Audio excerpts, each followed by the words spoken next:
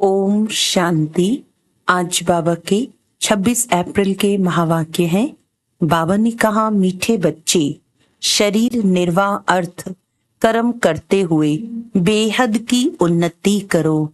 जितना अच्छी रीति बेहद की पढ़ाई पढ़ेंगे उतनी उन्नति होगी।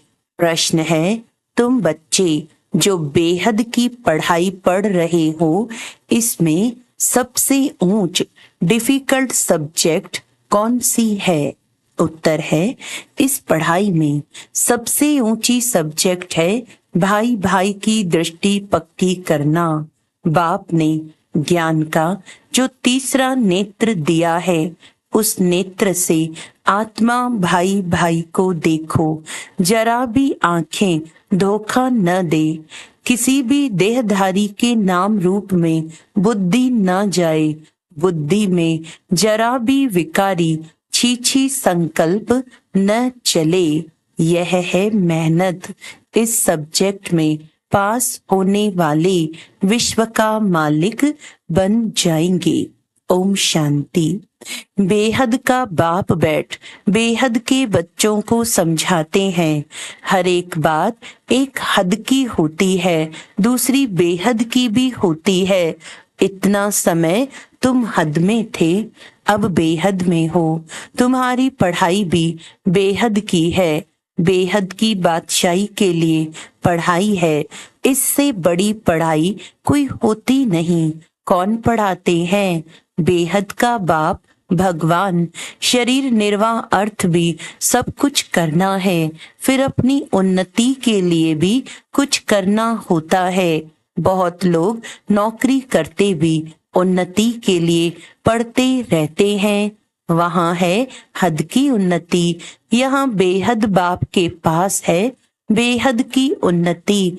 बाप कहते हैं, हद की और बेहद की दोनों उन्नति करो। बुद्धि से समझते हो हमको बेहद की सच्ची कमाई अब करनी है। यहाँ तो सब कुछ मिट्टी में मिल जाना है। जितना जितना तुम बेहद की कमाई में जोर भरते जाएंगे, तो हद की कमाई की बातें भूलती जाएंगी। सब समझ जाएंगे अब विनाश होना है। विनाश नजदीक आएगा तो भगवान को भी ढूंढेंगे। विनाश होता है तो जरूर स्थापना करने वाला भी होगा। दुनिया तो कुछ भी नहीं जानती। तुम प्रजापिता ब्रह्मा कुमार कुमारियां भी नंबरवार पुरुषार्थ अनुसार पढ़ाई पढ़ रहे हो। हॉस्टल में वह स्टूडेंट रहते हैं जो पढ़ते हैं, परंतु यह हॉस्टल तो न्यारी है।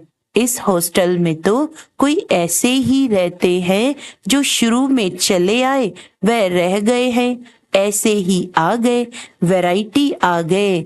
ऐसे नहीं, सब अच्छे आए। छोटे छोटे बच्चे भी तुम ले आए।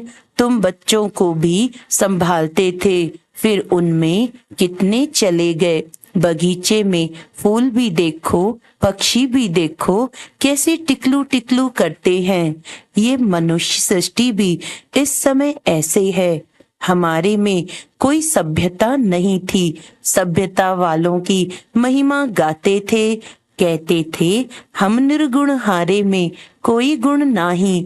भल कितने भी बड़े आदमी आते हैं, फील करते हैं कि हम रचयिता बाप और रचना के आदि मध्य अंत को नहीं जानते हैं। वह फिर किस काम के? तुम भी कुछ काम के नहीं थे। अब तुम समझते हो बाप की कमाल है।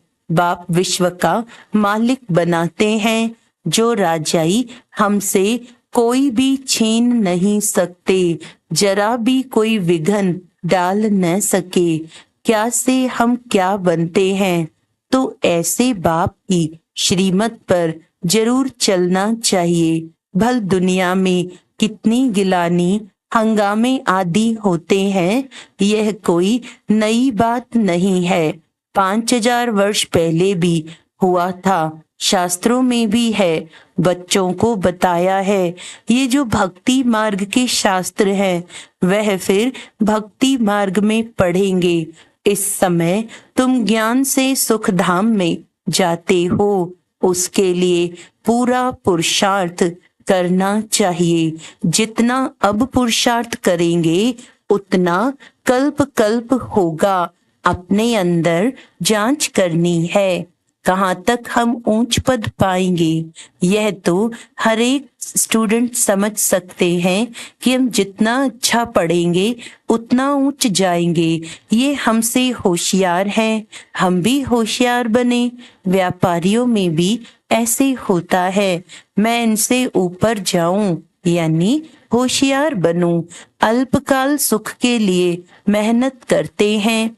बाप कहते हैं, मीठे मीठे बच्चों, मैं तुम्हारा कितना बड़ा बाप हूँ। साकारी बाप भी है तो निराकारी भी है, दोनों इकट्ठे हैं। दोनों मिलकर कहते हैं, मीठे बच्चे, अब तुम बेहद की पढ़ाई को समझ गए हो और तो कोई जानते ही नहीं। पहली बात तो हमको पढ़ाने वाला कौन? भगवान क्या पढ़ाते हैं? राजयोग। तुम राज ऋषि हो, वह हैं हठ योगी। वे भी हैं ऋषि परंतु हद के। वह कहते हैं, हमने घर बार छोड़ा है। ये कोई अच्छा काम किया है क्या? तुम घर बार तब छोड़ते हो जब तुमको विकार के लिए तंग करते हैं। उनको क्या तंगी हुई? तुमको मार पड़ी तब तुम भागी हो। एक एक से पूछो, कुमारियों ने, स्त्रियों ने कितनी मार खाई है तब चली आई। शुरू में कितने आए, यहाँ मिलता था ज्ञान अमृत तो चिट्ठी ले आई कि हम ज्ञान अमृत पीने ओम राधे के पास जा रहे हैं। ये विकार पर झगड़ा हंगामा शुरू से चलता आ रहा है। बंद तब होगा जब आसुरी दुनिया का विनाश होगा, फिर आधा कल्प के लिए बंद हो जाएगा। अभी तुम बच्चे बेहद के बाप से प्रारब्ध लेते हो। बेहद का बाप सबको बेहद की प्रारब्ध देते हैं। हद का बाप हद की प्रारब्ध देते हैं। वह भी सिर्फ बच्चे को ही वर्षा मिलता है। यहाँ बाप कहते हैं, तुम बच्ची हो या बच्चा, दोनों वर्षे के हकदार हैं। उस लौकिक बाप के पास भेद रहता है, सिर्फ बच्चे को वारिस बनाते हैं। स्त्री को हाफ पार्टनर कहते हैं परंतु उनको भी हिस्सा देते नहीं हैं, बच्चा ही संभाल लेते हैं।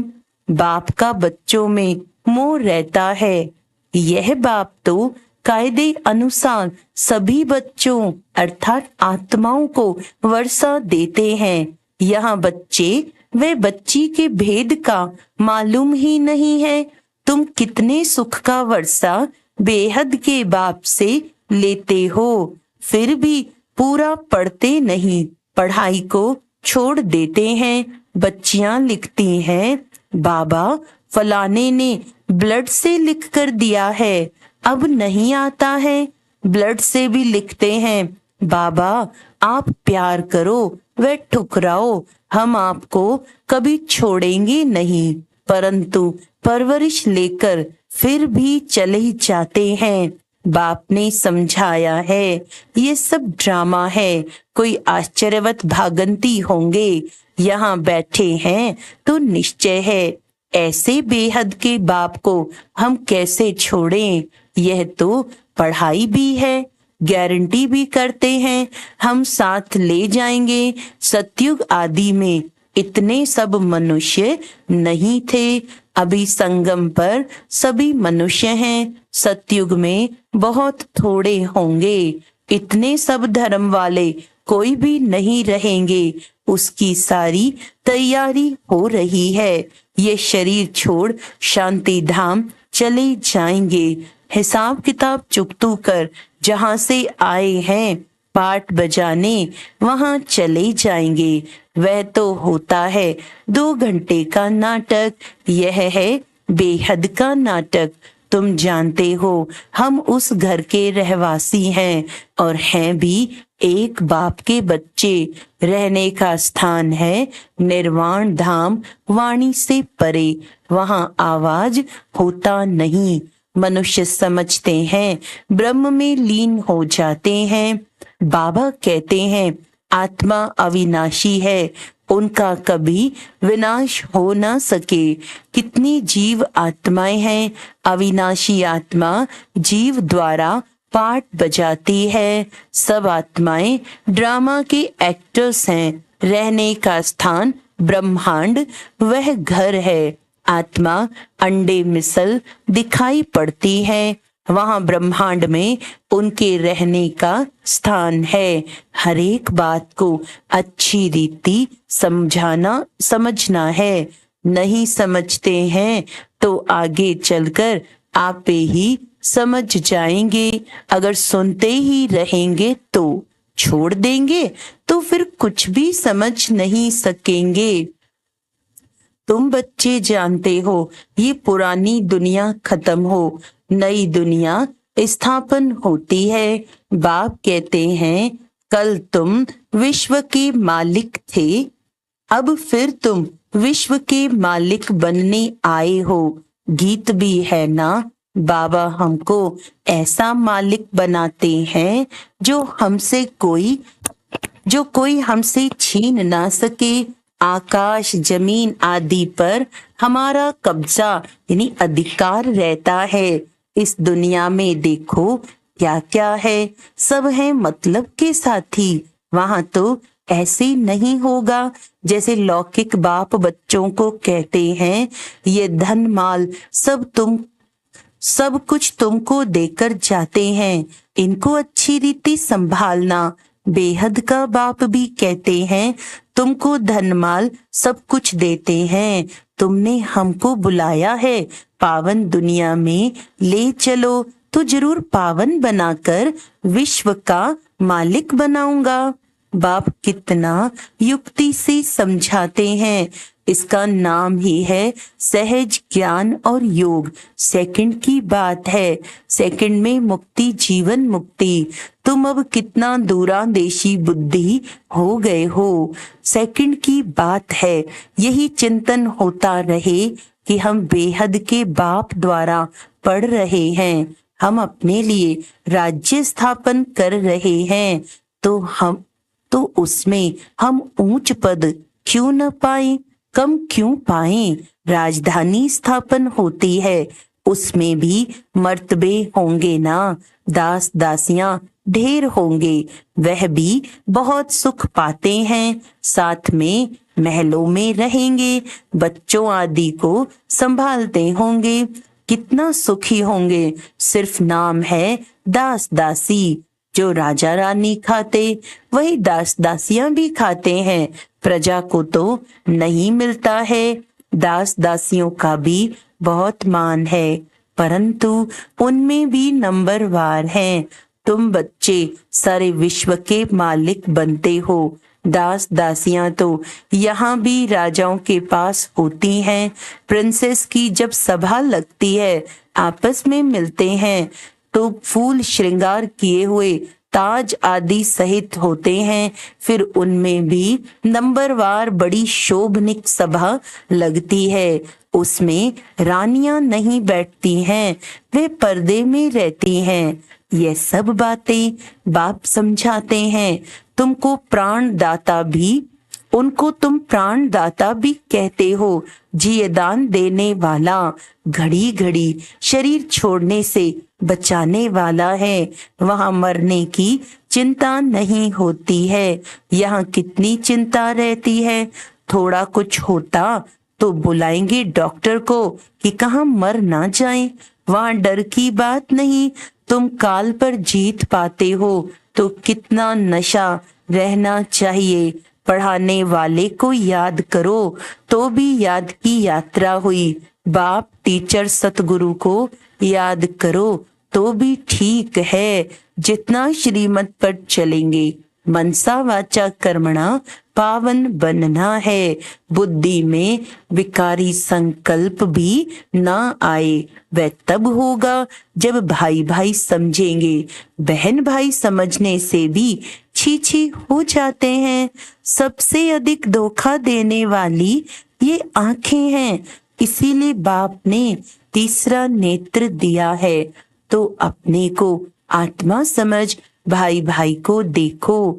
इसको कहा जाता है ज्ञान का तीसरा नेत्र। बहन भाई भी फेल होते हैं तो दूसरी युक्ति निकाली जाती है। अपने को भाई भाई समझो। बड़ी मेहनत है। सब्जेक्ट होती है ना, कोई बहुत डिफिकल्ट सब्जेक्ट होती है। ये पढ़ाई है, इसमें भी ऊंच सब्जेक्ट है। तुम किसी के भी नाम रूप में नहीं फंस सकते हो। बहुत बड़ा इम्तिहान है। विश्व का मालिक बनना है। मुख्य बात बाप कहते हैं भाई भाई समझो। तो बच्चों को इतना पुरुषार्थ करना चाहिए। परंतु चलते चलते कितने ट्रेटर भी बन पड़ते हैं। यहाँ भी ऐसे होता है। अच्छे अच्छे बच्चों को माया अपना बना देती है। तब बाप कहते हैं मुझे फारकती भी दे देते हैं, डाइवोर्स भी देते हैं। फारकती बच्चे और बाप की होती है और डाइवोर्स स्त्री और पति का होता है। बाप कहते हैं हमको दोनों मिलते हैं।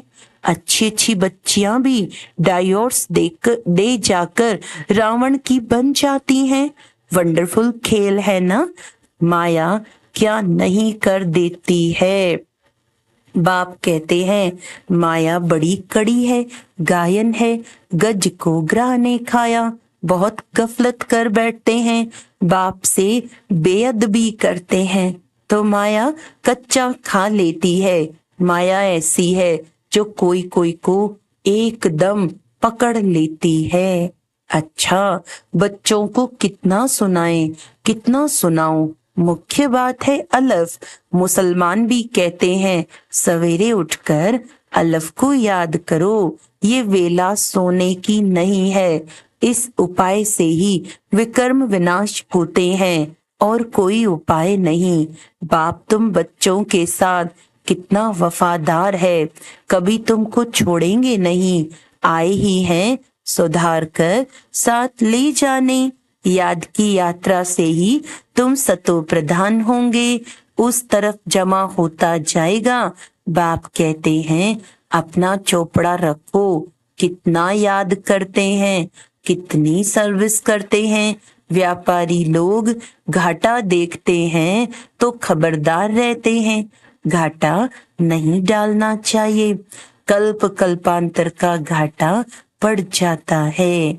अच्छा, मीठे मीठे सिकी लदे बच्चों प्रति मात पिता बाप दादा का याद प्यार और गुड मॉर्निंग।